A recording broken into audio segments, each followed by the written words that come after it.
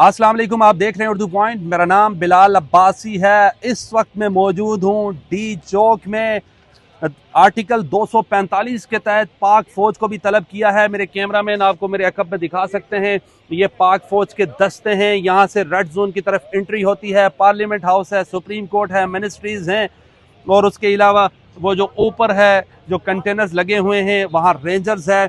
पाकिस्तान तहरीक इंसाफ के कमों पर 700 के करीब कारकुनान को गिरफ्तार किया जा चुका है। उसमें इमरान खान की 2 बहनें भी मौजूद हैं। और सीएम केपीके से गुज़श्ता रोज़ जब हमने इंटरव्यू किया आज़म स्वाति साहब से, वो उसके बाद लापता हैं। आज़म स्वाति साहब की तो कुछ लोगों ने मुझसे रब्ता करने की कोशिश की कि स्वाति साहब कहाँ हैं, आपके साथ आखिरी इंटरव्यू हुआ, लेकिन मैं कुछ बताने से कासिर हूँ। अली अमीन गंडापुर कहाँ हैं? आखिरी इंटरव्यू जब उन्होंने दिया तो उन्होंने कहा मैं फैमिली के पास जा रहा हूँ। तो मेरे साथ मौजूद हैं आदिल निज़ामी साहब, मोस्ट प्रोमिनेंट जर्नलिस्ट हैं। आदिल भाई बहुत बहुत शुक्रिया। पहले तो बताइएगा, गंडापुर साहब कह रहे थे कि मैं फैमिली के पास जा रहा हूँ, हाँ। कहाँ हैं वो? आपको ही कहा उन्होंने, और आपके बाद से आखिरी इंटरेक्शन किसी जर्नलिस्ट का उनसे हुआ वो आप हैं, उनका भी और स्वाति साहब का भी।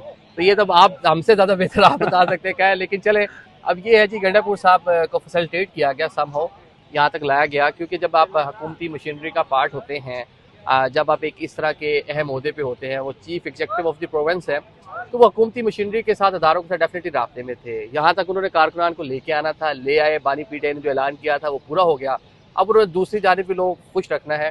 वो इस टाइम है इसी प्रेमिसेस के अंदर ही, रेड जोन के अंदर ही, रेड जोन से बाहर नहीं है। रेड जोन में पाक फौज है, 245 आर्टिकल नाफिज है, इधर ही है, उन्हीं के पास हो सकते हैं। मेरे रेड जोन में है तो है वो रेड जोन में ही, और यहीं पर मौजूद है। और राब्ते में भी पहले भी थे, क्योंकि उन्होंने रियासत के साथ। और मैं आपको बताऊं, उन्होंने कहा कि इमरान खान अगला लाएअमल देंगे। हाँ। और इमरान खान से हमारे भी राब्ते हैं और हमारे वकला के भी हैं। हाँ। तो कैसे राब्ते हो सकते हैं गंडापुर साहब के, मतलब डायरेक्टली? देखिए, जो इतना बड़ा प्रोटेस्ट है, गवर्नमेंट ने डेफिनेटली रियासत में इंगेज तो करना है ना। पॉलिटिकल एंटिटी तो है पाकिस्तान तहरीक इंसाफ, उनकी फॉलोइंग तो है। 26 दिनों में 4 बड़े शोज उन्होंने कर लिए। उन्होंने कहा इस्लामाबाद आए, कारकुनान पहुंच गए, लाहौर आए, कारकुनान पहुंच गए, पिंडी आए, पहुंच गए, फिर 3-4 शहर, फिर इस्लामाबाद।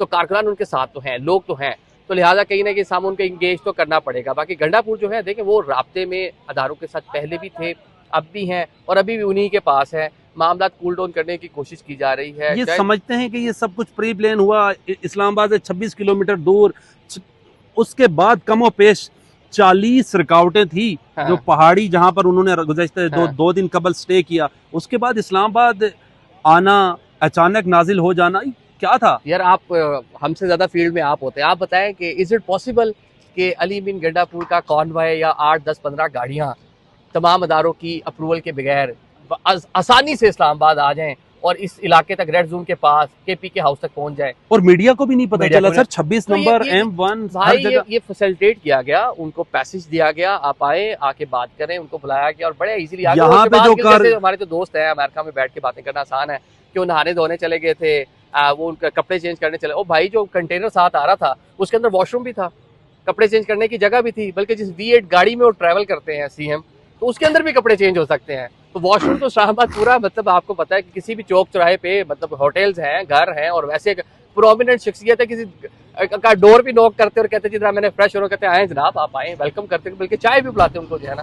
तो ये पाकिस्तान तहरीक इंसाफ इसको थोड़ा सा डबल कर रही है। हर बंदा राब्ते में है, हर बंदे की एक हदूद क़यूद है, उसको कोई भी उस लिमिट को क्रॉस नहीं करेगा। बानी पीटीआई ऐलान करते हैं फेस सेविंग के लिए, उनके हुक्म की तामील के लिए वर्कर, क्योंकि वोट बैंक उनका है, उनके साथ इंटैक्ट है, उनके हुक्म को ओबे करते हुए वहां से चले आ गए। लेकिन आगे एक रेड लाइन है, उसको किसी ने क्रॉस नहीं करना। आदिल भाई, ये बताइएगा कि इतने कारकुनान देखे आपने, मैंने देखे, 3 दिन से मुसलसल उन्होंने मुकाबला किया, चाहे FC हो, एलीट फोर्स हो, रेंजर्स हो, हजारों की तादाद में पुलिस ने शल बरसाए, लेकिन एक लीडर उनका सामने नहीं आया सर। एक MNA नहीं आया। स्वाति साहब चले MNA इसको छोड़ देते हैं जी, वो कहते हैं जो गुम हो जाएंगे तो बाद में लेजिस्लेशन में कोई ना कोई जाके वोट ना दे दिए, अगर अपने लोगों पे इतना एतबार है उनको। सुन तो लें जी, स्वाति साहब से मैंने यही सवाल किया, मैं क्या उमर अयूब तो नहीं अगवा हो सकते? हाँ। अगर अगवा हो भी जाएं तो वो आपके खिलाफ वोट देंगे।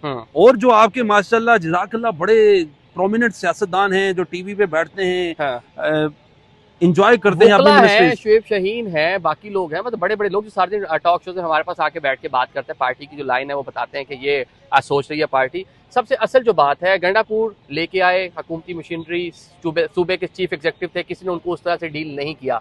ये बाकी तो हमें कोई ना, उमर अयूब का आप नाम ले रहे हैं, स्वाति साहब हैं, वो किधर हैं जो सेक्रेटरी इत्तलात हैं पार्टी के, वो क्या नाम है शेख उनका? वकास वकास अकरम, वो किधर है? बैरिस्टर सलमान सलमान अकरम राजा राजा का किधर हैं? वो आमिर डोगर साहब किधर हैं? मतलब अभी कोई इजलास होगा तो देखे ना, वो कुर्सियों की भी जंग हो रही होती है अक्सर। टीवी चैनलों पे बैठे होंगे।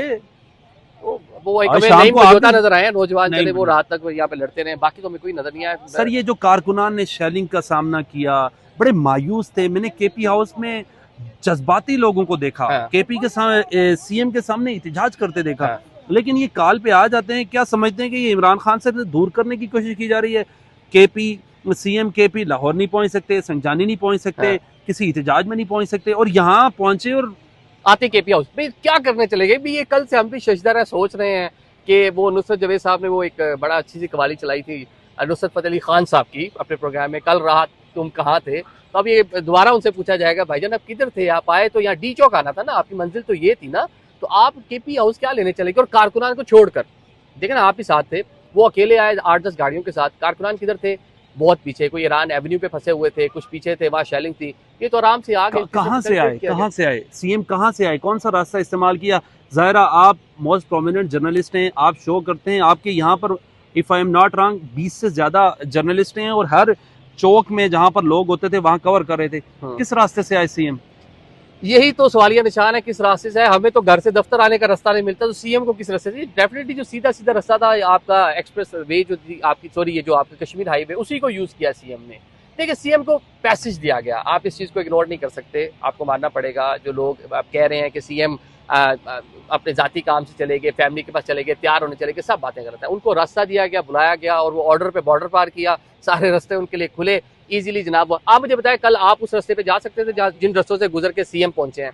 नहीं पहुंच सकते। शेलिंग हो रही थी, कंटेनर्स लगे हुए थे। हम तो सुबह I8 से इस्लामाबाद अपने दफ्तर तक आते हैं तो 1.5 घंटा लग जाता है आते हुए, अब 5 किलोमीटर का डिस्टेंस है, पैदल भी चलना पड़ता है। पैदल भी चलना पड़ता है। तो लिहाजा इनको आराम से बुलाया गया, और प्लान यही था। ये जो कारकुनान ने मार खाई है 700 के करीब सर कारकुनान ये गिरफ्तार हमारे हैं। साहब, ये मुझे बड़ा अफसोस है, इसके बारे में आज हम बात कर रहे थे।